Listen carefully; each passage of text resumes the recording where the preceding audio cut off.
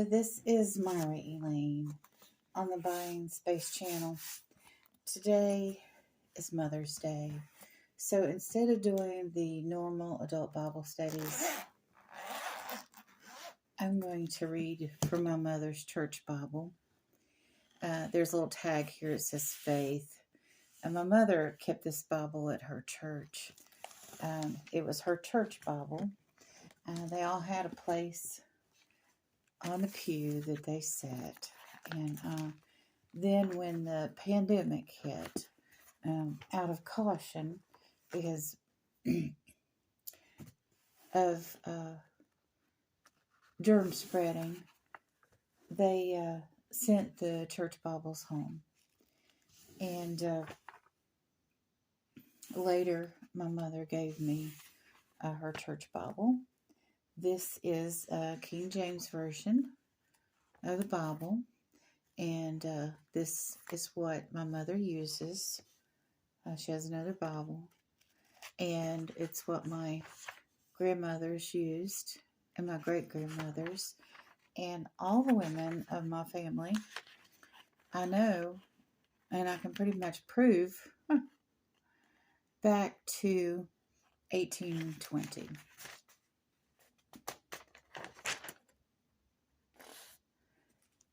Or maybe they were using a different Bible, 1820 to 1840.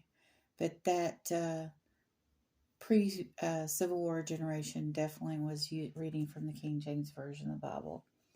So today, I'm going to read something that was read at my grandmother Faustie's funeral. And it's appropriate for Mother's Day because this describes so many Christian women and so many women that have been in my family. And it's near and dear to my heart. So we're in Proverbs Chapter 31, starting in verse 1. The words of the king Lemuel, the prophecy that his mother taught him. What, my son, and what the son of my womb, and what the son of my vows? Give not my strength unto women, nor thy ways to that which destroy kings. It is not for kings, O Emmanuel, it is not for kings to drink wine, nor for princes strong drink, lest they drink and forget the law, and pervert the judgment of the afflicted.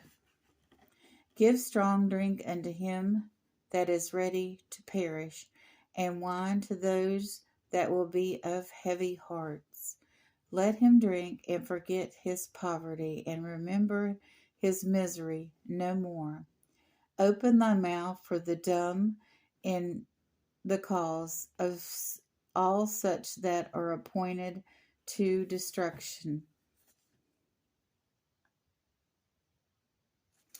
Open thy mouth, judge the righteously, and plead the cause for the poor and needy. Who can find a virtuous woman? For her price is far above rubies. The heart of her husband doth safely trust in her, so that he shall have no need of spoil. She will do him good and not evil all the days of her life. She seeketh wool and flax, and worketh willingly with her hands. She is like the merchant's ships that bringeth her food from afar. She rises also while it is yet night, and giveth meat to her household, and a portion of her maidens.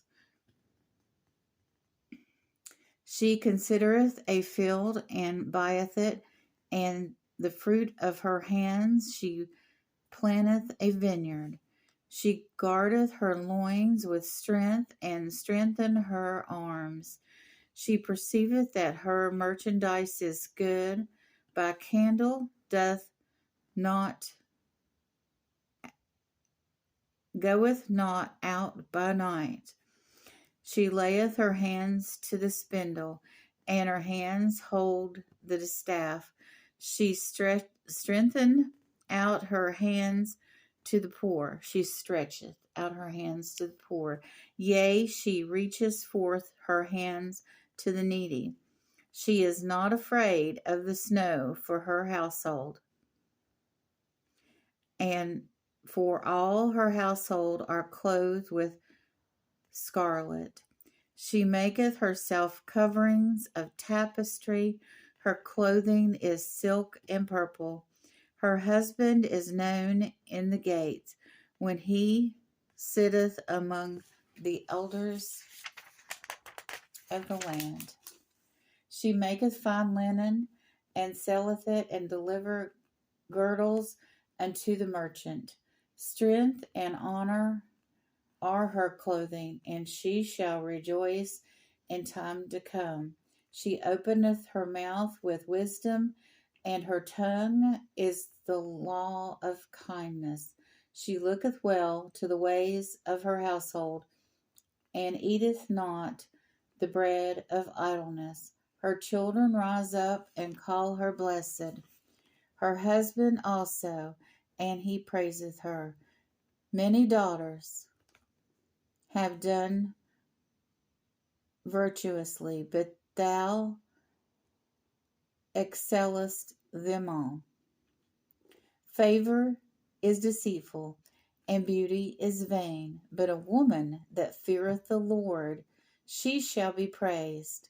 Give her of the fruit of her hands, and let her own works praise her in the gates. Amen. Most of this, especially when you start talking about clothing, reminds me of Grandma Fauci's mother, Emmeline. And Emmeline had a family of 11. She had 9 children. And she had a spinning wheel. And she actually spun cloth from wool. And then on top of that, she made the clothes. When calico became available at 5 cents a yard at the general merchandise store, she stopped using the spinning wheel, but she still was hand making all of the clothes for her entire family. There's a funny story about my what would have been her grandfather-in-law, William Tigerville Polly, and he was quite the character. And he would carry a stick over his shoulder, and he put a handkerchief on that stick to carry things. And he was going to see his favorite granddaughter, Emmeline. And he had to, travel over several mountains. And on his way, he picked berries. And I do believe they were blueberries. Forgotten the story completely. But anyway, he put the berries in the little handkerchief on the stick, and he got to his granddaughter's house. And he asked Emmeline if she would bake a pie with berries. And she said, "Yes, I'll bake a pie, but I'm not going to eat it, because only God knows what you've done with that handkerchief or where it's been." Because people would use a handkerchief or, and they would swipe their brow, or if they went in the woods, they would swipe their butt with it. And she knew that handkerchief probably was not clean when he put those berries in it. How unclean it was, I don't know. But, she knew that cleanliness was next to godliness, and she worked night and day to take care of herself, her husband, and her children. And she probably had more than Grandpa Tiger Bill dropping by to visit her, because she was from a large number of children herself. And it was probably during the holidays I would say easily it was a grouping of 100 people that got together. In my generation, on my father's side of the family, uh, my grandfather and his four siblings and all of their children and all the cousins would come together on Sundays and have a Sunday potluck dinner. And my namesake, Myra Hattie, and she went by Aunt Hattie, she would bake a cake on everybody's birthday. And Aunt Hattie never had any children, and I always try to remember the people in the family that didn't have children, but they were like a village to raise the children. And my Aunt Leafy, she was a prayer warrior. She had no children, and she made clothes. She was a seamstress, but she made clothes for people, the ladies in the church. She would make dresses. But later in life, she was a prayer warrior, and she would pray in her closet. She had a garden until she was 83 years old. And she was the second wife of Roscoe Miller. And Roscoe and his first wife, they had a daughter. And she helped raise that daughter. And she was a grandmother to her children. And, you know, she was just a tremendous lady. She let me spend the night with her one night um, after I had resigned from my job at the post office. I had to go back and finish my college degree. I had 3 months to go on my college degree, and she let me stay with her a couple of nights. And it was kind of a Twilight Zone experience because, you know, I kind of live like it's the 1980s or 90s, but she was living like it was, I don't know, the 1920s. And so it was an unusual experience. And, you know, don't touch this, don't do that. Oh, I can't do this, I can't do that. You know, and, you know, people get in their own mind. But her whole life, she kept a garden. She worked night and day. And when she was younger, she made clothes for, you know, ladies in the church. And she was a tremendous woman of faith. Every day for hours, she was in that prayer closet.